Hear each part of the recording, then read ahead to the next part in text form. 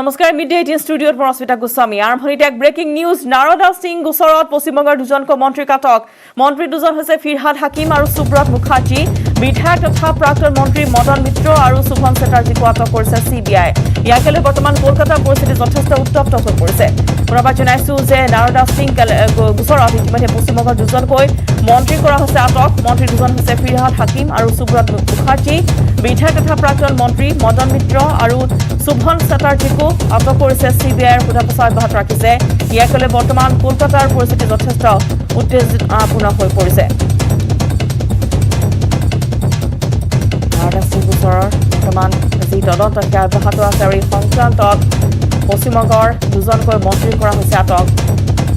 মন্ত্ৰী দুজন হৈছে ফিৰহাদ হাকিম আৰু সুব্ৰত মুখাৰ্জী বিধায়ক তথা প্ৰাক্তন মন্ত্ৰী মদন মিত্ৰ আৰু সুভন চেটাৰ্জীকো কৰিছে আটক CBI আৰু বৰ্তমান ইয়াকে লৈ কলকাতাৰ পৰিস্থিতি যথেষ্ট উত্তপ্ত হৈ পৰা পৰিলক্ষিত হৈছে দৃশ্য আমি দেখুৱাইছোঁ দুজনকৈ মন্ত্ৰী ইতিমধ্যে সোধপোছৰ বাবে আটক কৰা হৈছে নাৰদা সিং গোচৰত ইতিমধ্যে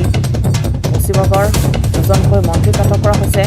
ফিৰহাদ হাকিম আৰু সুব্ৰত মুখাৰ্জী দুগৰাকী মন্ত্ৰীকে কৰা হৈছে আটক বৰ্তমান সমগ্ৰ ঘটনাত কোন কোন জড়িত আছে তেওঁলোকৰ ইতিমধ্যে CBI জেৰা অব্যাহত ৰাখিছে আৰু ইতিমধ্যে বিধায়ক তথা প্ৰাক্তন মন্ত্ৰী মদন মিত্ৰ আৰু সুভন চেটাৰ্জী এই দুজনকো ইতিমধ্যে CBI আটক কৰিছে আৰু সমগ্ৰ এই যি কেলেংকাৰী তাৰ তদন্ত আৰম্ভ কৰা পৰিলক্ষিত হৈছে আৰু সমগ্ৰ পৰিস্থিতি কেন্দ্ৰ কৰি বৰ্তমান কলকাতাত এক উত্তপ্ত পৰিস্থিতি বিৰাজ কৰিছে এই ঘটনাৰ এতিয়া কেতবোৰ নতুন মূৰ লৈছে নতুন নতুন তথ্য ইতিমধ্যে উদ্ঘাটন হৈছে CBIৰ জেৰাকালত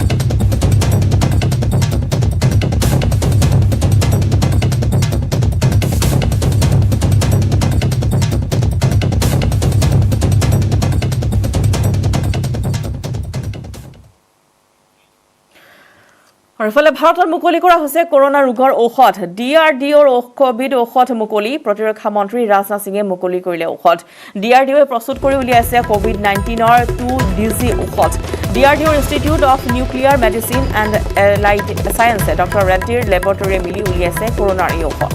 প্ৰথম বেটছৰ 10,000 ড'জ 2DG ঔষধ অহা সপ্তাহত মুকলি হ'ব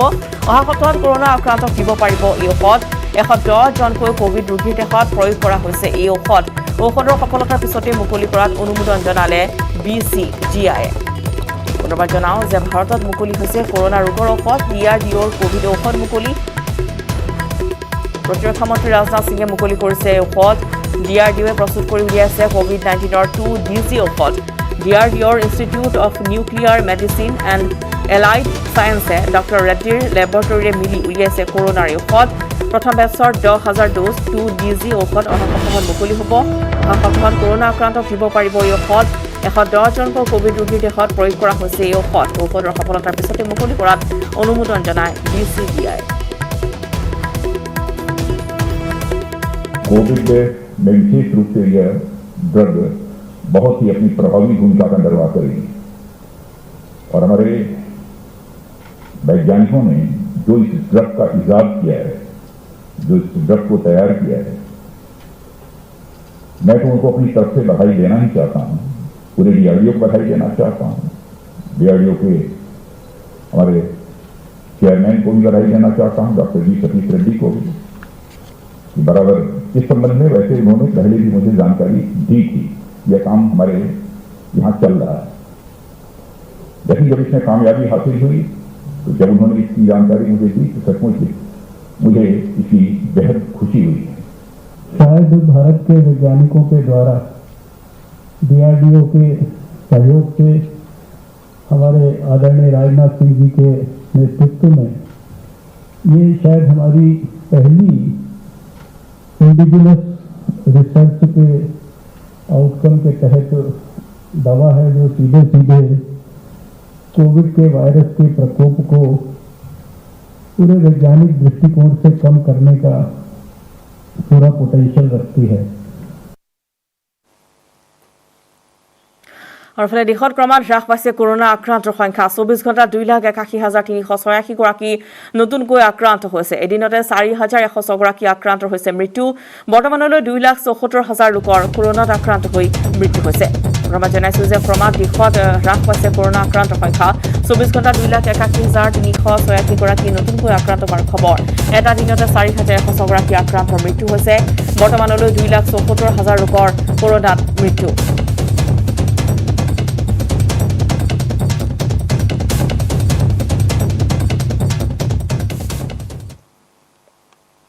ইফালে ভয়াবহ ৰূপ লৈ আহি আছে সাগৰীয় ঘূৰ্ণী টাউটি ভাৰতীয় বতৰ বিজ্ঞান বিভাগৰ মতে আজি আবেলিৰ ভাগত গুজৰাটৰ উপকূলত খুন্দা মাৰিব সাগৰীয় ঘূৰ্ণী বতাহজাকে মহাৰাষ্ট্ৰৰ ওপৰেৰে কাইলৈ পুৱতি নিশা পাৰ হৈ যাব টাউটি এই সময়ত গুজৰাট আৰু মহাৰাষ্ট্ৰৰ সাগৰ উপকণ্ঠ অঞ্চলত ঘণ্টাত 190 কিলোমিটাৰ পৰ্যন্ত বেগেৰে ধুমুহা অহাৰ সম্ভাৱনা আছে গুজৰাট আৰু মুম্বাইত ইতিমধ্যে আৰম্ভ হৈছে ধুমুহা तोक्ते नाम का तूफान धीरे धीरे गुजरात की तरफ बढ़ रहा है और समुद्र में हवाएं भी तेज चलने लगी है मैं आपको ये दृश्य दिखाना चाहूँगा कि अभी जो आप दृश्य देख रहे हैं वो अरबी समुद्र का है बिल्कुल सौराष्ट्र के नज़दीक जो अरबी समुद्र होता है वो अरबी समुद्र है और यहाँ पे काफ़ी लहरें चल रही है समुद्र में लहरें ऊँची ऊँची चल रही है और हवाएं भी तेज हो रही है खास करके यहाँ के जो लोग हैं जो समुद्र किनारे के आसपास रहने वाले लोग हैं उनको शिफ्ट किया जा रहा है और वेरावल बंदर जो है गिर सोमनाथ जिले का वहाँ पे 10 नंबर का सिग्नल लगाया गया है और 10 नंबर का सिग्नल का मतलब होता है कि उत्तर दिशा की ओर से जो तूफान है वो पसार होगा और उसकी वजह से काफ़ी हवाएं तेज चल सकती है और समुद्र में 5 मीटर तक ऊंची लहरें जो है वो उठ सकती है दिनेश सोलंकी न्यूज़ गुजरात की तरफ धीरे धीरे अब साइक्लोन बढ़ रहा है और अभी हम भावनगर डिस्ट्रिक्ट में और भावनगर डिस्ट्रिक्ट के घोघा बंदर है घोघा बंदर पे आप जिस तरह से देख रहे हो तो समंदर में जो करंट है वो भी दिख रहा है मौसम विभाग ने भी अभी बता दिया है कि अभी गुजरात से जो साइक्लोन है वो 150-160 किलोमीटर दूर है और जो दीव है उससे ये 150-160 किलोमीटर दूर है अभी जिस तरह से आप देख रहे तो ये घोघा बंदर है घोघा बंदर पे 9 नंबर का जो सिग्नल है वो भी लगा दिया है यानी कि पोर्ट पे से सभी लोगों को सुरक्षित जगह पे स्थलांतरित होने को बोल दिया है अभी यहाँ जो सेंट्रल गवर्नमेंट है उनकी तरफ से 5 भावनगर डिस्ट्रिक्ट में एनडीआरएफ की टीम भी भेज दी गई है साथ ही जो समुद्र किनारे वाला इलाका है वहाँ से लोगों को शिफ्ट कर दिया गया है और जो मछुआरे थे उनको भी जो समंदर में से बाहर आने को बोल दिया गया था देर रात को सभी जो शिफ्टिंग की जो कार्रवाई थी वो चली हुई थी और अभी धीरे धीरे जिस तरह से साइक्लोन नज़दीक आ रहा है उस हिसाब से जो पवन की गति है हवा की जो गति है वो ज़्यादा बढ़ रही है और साथ ही समंदर की जो लहरें है वो ऊंची उड़ रही है अब देखना ये होगा कि किस तरह से ये पूरा जो साइक्लोन है वो हीट होता है पोरबंदर और भावनगर के बीच हीट होने वाला है तब देखना ये होगा कि कितनी ताराजी हो सकती है कैमरामैन नीलेश सोसा के साथ मयूर माकड़िया न्यूज़ 18 गुजराती भावनगर ইফালে সাগৰীয় ঘূৰ্ণী টাউটিৰ গ্ৰাসত পৰিছে মুম্বাই সাগৰীয় ঘূৰ্ণী টাউটি 2 গৰাকীকৈ ভগ্নীৰ হৈছে মৃত্যু সাগৰীয় ঘূৰ্ণী টাউটিৰ প্ৰভাৱত মুম্বাই 2 গৰাকীকৈ ভগ্নীৰ মৃত্যু হোৱাৰ পিছতে এতিয়া বন্ধ কৰি দিয়া হৈছে মুম্বাই বিমানবন্দৰ সাগৰীয় ঘূৰ্ণী কবলত এনেদৰে বিস্ফোৰক ক্ষতিসাধন হৈছে মুম্বাই মহানগৰীৰ দৃশ্য আমি দেখুৱাইছোঁ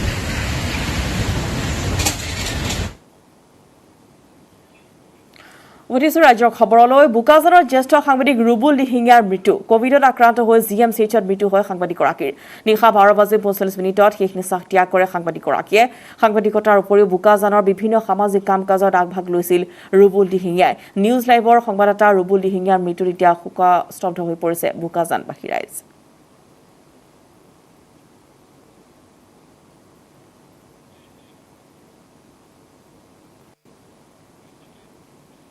ফলস্বৰূপে সমষ্টিৰ প্ৰাক্তন বিধায়ক বিশিষ্ট ক্ৰীড়া সংগঠক ৰাণা গোস্বামীৰ দেহাৱসান কৰোনাত আক্ৰান্ত হৈ মৃত্যু হৈছে ৰাণা গোস্বামীৰ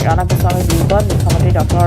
হিমন্ত বিশ্ব শৰ্মাৰ গভীৰ শোক প্ৰকাশ প্ৰাক্তন বিধায়ক তথা বিশিষ্ট ক্ৰীড়া সংগঠক ৰাণা গোস্বামীৰ বিয়োগত গভীৰ শোক প্ৰকাশ কৰিছে প্ৰাক্তন মুখ্যমন্ত্ৰী সৰ্বানন্দ সোণোৱালেও বিয়োগত ৰাণা গোস্বামীৰ বিয়োগত এতিয়া অসমে এগৰাকী সুদক্ষ ক্ৰীড়া সংগঠকৰ হেৰুৱালি বুলি উল্লেখ কৰে প্ৰাক্তন মুখ্যমন্ত্ৰীগৰাকীয়ে তেখেতৰ বিদেহ আত্মাৰ সদ্গতি কামনা কৰি শোকসন্তপ্ত পৰিয়ালবৰ্গলৈ সমবেদনা জ্ঞাপন কৰে প্ৰাক্তন মুখ্যমন্ত্ৰীগৰাকীয়ে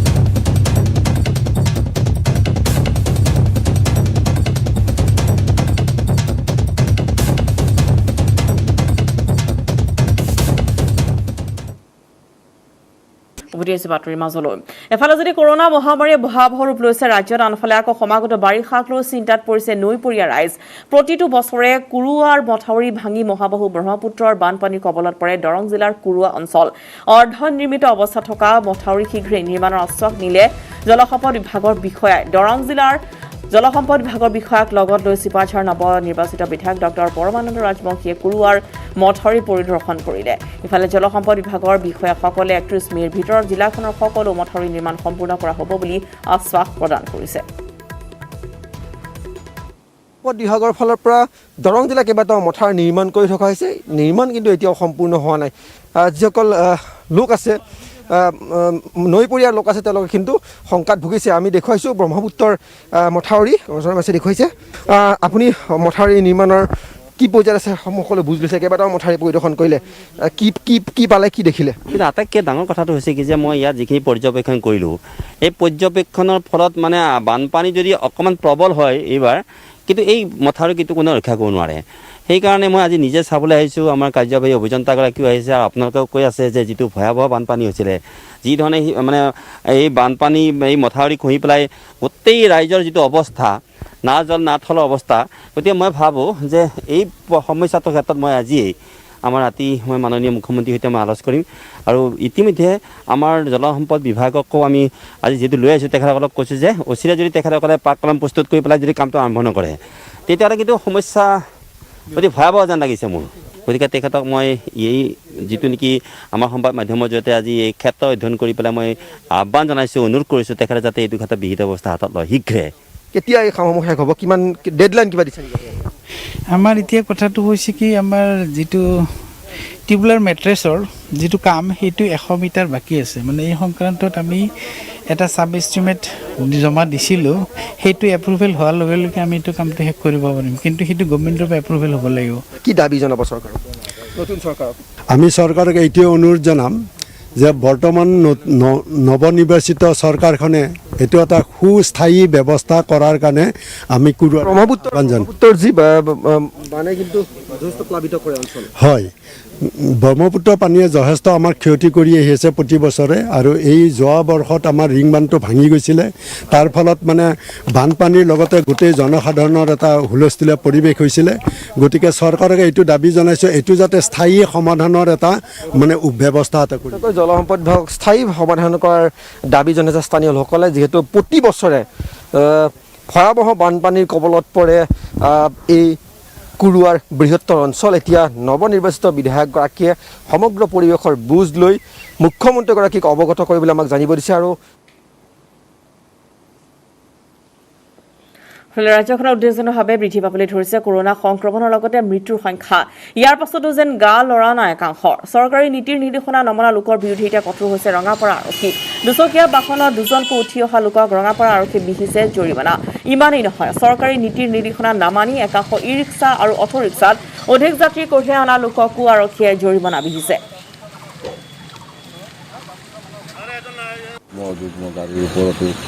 বা দুচকীয়া বাহনৰ ক্ষেত্ৰত কি ক'ব নাই এইটো অলৰেডি SOP যিটো আছে তো SOP হিচাপত যিটো মানুহখিনি আইন উলংঘন কৰিছে আৰু সেই হিচাপে আমি বিধি ব্যৱস্থা লৈছোঁ আমাৰ ইতিমধ্যে আমাক মাননীয় আমাৰ আৰক্ষী অধীক্ষক মহোদয় মাননীয় DC ছাৰে আমাক এই ক্ষেত্ৰত আমাক কঠোৰভাৱে এইটো হেৰি ল'ব দিছিলে আমি সেই হিচাপে আমি কাম কৰি আছোঁ যাতে মানুহে ৰাইজে যাতে সজাগ হয় এই ক্ষেত্ৰত ৰাজ্য চৰকাৰ কোভিড নীতিৰ বাবে মৰিগাঁৱত লোকচানৰ সন্মুখীন হৈছে ক্ষুদ্ৰ ব্যৱসায়ীসকল পৰিয়াল পোহপাল দিয়াৰ ক্ষেত্ৰত হাহাকাৰ কৰিবলগীয়া পৰিৱেশৰ সৃষ্টি হৈছে ব্যৱসায়ীসকলৰ অতি কম সময়ত বজাৰ খোলা থকাৰ বাবে সমস্যাত পৰিছে এতিয়া এইসকল ব্যৱসায়ী নিশ্চয়কৈ সমগ্ৰ দেশ তথা অসমতো আচলতে যি ক'ভিড পজিটিভ এক ত্ৰাসৰ সৃষ্টি কৰিছে আৰু যিখিনি সময়ত আচলতে অসম চৰকাৰে বিভিন্ন পদক্ষেপ গ্ৰহণ কৰিবলগীয়া হৈছে আৰু তৃতীয় পৰ্যায়ৰ যি SOP অনুসৰি যি বজাৰ হাট সেই হাটসমূহ অতি সোনকালে বন্ধ কৰিবলগীয়া হয়, যাৰ ফলত যিসকল ক্ষুদ্ৰ ব্যৱসায় সেই ক্ষুদ্ৰ ব্যৱসায়ীসকলে মাধৰ মাৰ খাবলগীয়া হৈছে। এজন ব্যৱসায়ী আছে, তেখেতৰ পৰা জানিবলৈ চেষ্টা কৰিম কেনেকুৱা আপোনালোকৰ কেনেকুৱা কি সমস্যা আপোনালোকে পাইছে। সমস্যা মানে এইমাত্ৰ আহি পাইছোঁহে, খুলিছোঁ বেচা কিনা একেবাৰে বেয়া, যেনেতে খুলি থাকিবৰ কাৰণে তথাপি আমি ইয়াত বহিছোঁ আহি। কেনেকৈ চলিছে আপোনালোকৰ? চলাত বিৰাট অসুবিধা, যেনে মানে পোহপালন দিবৰ কাৰণে অসুবিধা হৈছে তাৰমানে। তথাপি এতিয়া যি মানুহৰ সমাজৰ যি অৱস্থা, মানুহৰ যি দুৰ্দশা, সেইকাৰণে আপোনালোকে বাধ্য হৈ পৰিছে নেকি? হয়, সেইকাৰণে বাধ্য হৈ পৰিছোঁ, তথাপি চলিবৰ কাৰণে চলক তথা আমি চলোঁ যিয়ে পইচা পাওঁ আৰু বেমাৰটোৰ কথা কি ক'ব? বেমাৰটো মানে কি ক'ৰবাত চাই চিন্তি সকলোৱে সাৱধানতা হৈ চলিব লাগে, সকলোৱে মাস্ক চাস্ক পিন্ধিব লাগে, নিজক নিয়ম কৰি চলি ৰাখিব লাগে। আৰু এজন ব্যৱসায় আছে, কি কয় তেখেতৰ মুখৰ পৰা আমি জানিবলৈ চেষ্টা কৰিম। কেনেকুৱা ব্যৱসায়, কেনেকুৱা বেচা কিনা একেবাৰে বেয়া। কেনেকৈ চলিব এতিয়া আপোনালোকে? এতিয়া চলাত বহুত অসুবিধা হৈছে, যেনেকৈ কিবা কিবি কৰি অন্য হেৰি কৰি কিবা কিবি কৰি পেলাই যেনেকৈ চলি আছোঁ। এতিয়াতো বন্ধ কৰিব হ'লে? এতিয়া বন্ধ কৰিব হ'ল, এতিয়া বন্ধ কৰিবই লাগিব। কেইঘণ্টা বহিলে আপুনি? এতিয়া বৰষুণৰ পিছতে আহিছোঁ, এই 2 ঘণ্টা সময় বহিছোঁ। কেনেকুৱা বিক্ৰী বাক্কা হৈছেনে নাই? একো নাই, এতিয়া সামৰিবই হ'ল, এয়া সামৰিয়ে আছোঁ। কেনেকৈ চলিব এতিয়া? ঘৰখন কেনেকৈ চলাইছে? কেনেকৈ কৰিব আৰু ধাৰ ধুৰ কৰিছোঁ, চলিছোঁ আৰু উপায় নাই আৰু। হয়, নিশ্চয়কৈ আচলতে তেখেতে জনালে। আৰু এটা কথা মই দৰ্শকক জানিবলৈ জনাই থওঁ যে মৰিগাঁও মাছ বুলি ক'লে আচলতে বিখ্যাত, বিভিন্ন জলাশয় বা বিল মৰিগাঁৱত ভৰি আছে, কিন্তু সেইখিনি সময়তো যি বাৰিষা সময় আগমন ঘটিছে, সেইখিনি সময়ত আচলতে এই মাছ মৰা সঁজুলিসমূহ বিক্ৰী হ'ব লাগিছিল, কিন্তু যি ক'ভিড, সেই ক'ভিডৰ পৰিস্থিতিৰ বাবে তেখেতসকলে বিক্ৰী কৰিব পৰা নাই। আৰু এই যিসমূহ ক্ষুদ্ৰ ব্যৱসায়, এই ক্ষুদ্ৰ ব্যৱসায়সমূহ কিন্তু চলাত অত্যন্ত কষ্ট হৈছে। তথাপিও তেখেতসকলে আহ্বান জনাইছে, ৰাইজ ঘৰতে থাকক, কুশলে থাকক। প্ৰধানমন্ত্ৰী মোদীৰ আত্মনিৰ্ভৰ ভাৰতৰ আহ্বান, দেশৰ অৰ্থনীতি এই মুহূৰ্তত এক সন্ধিক্ষণত উপনীত হৈছে। নেটৱৰ্ক 18ৰ উদ্যোগত আৰু ITCৰ দ্বাৰা প্ৰস্তুত এই বিশেষ আয়োজন স্বাভিমান ভাৰতত আমি আপোনালোকৰ সন্মুখলৈ লৈ আহিম দেশৰ চুকে কোণে পৰা আত্মনিৰ্ভৰ কিছু অনবদ্য কাহিনী, সংগ্ৰাম আৰু অভিজ্ঞতাৰ এনে কিছুমান কাহিনী যিবোৰে এখন ৰাষ্ট্ৰ হিচাপে আমাৰ এক সুকীয়া পৰিচয় গঢ়িবলৈ সাহস দিব। তেনে এক অনুপ্ৰেৰণামূলক কাহিনী হৈছে বাজাজ অটোৰ।